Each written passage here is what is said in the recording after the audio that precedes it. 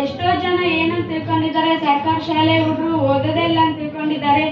ನಾನು ಕಾಲೇಜ್ಗೆ ಹೋದ್ಮೇಲೆ ಅಲ್ಲೆಲ್ಲ ನೀನು ಕನ್ನಡ ಮೀಡಿಯಮ್ಮ 9th ತಗೊಂಡಿದ್ಯಾ, ಅಥವಾ ಕನ್ನಡ ಮೀಡಿಯಂನವ್ರೆಲ್ಲ ಓದೋದೇ ಇಲ್ಲ, ನಮ್ಮ ಊರಲ್ಲೆಲ್ಲ ರಿಸಲ್ಟೇ ಆಗಲ್ಲ ಅಂತ ಅನ್ಕೊಂಡಿದ್ದಾರೆ. ಏನಂತ ಅನ್ಕೊಂಡಿದ್ದಾರೆ ಅಂದ್ರೆ ಅವರು ಕನ್ನಡ ಮೀಡಿಯಂನವ್ರು ಓದೋದೇ ಇಲ್ಲ, ಟೈಮ್ ವೇಸ್ಟ್ ಮಾಡ್ತಾರೆ, ಅವ್ರಿಗೆ ಏನು ಓದಕ್ಕೆ ಆಗಲ್ಲ, ಅವರಿಂದ ಏನು ಮಾಡೋದಕ್ಕೆ ಆಗಲ್ಲ ಅನ್ಕೊಂಡಿದ್ದಾರೆ.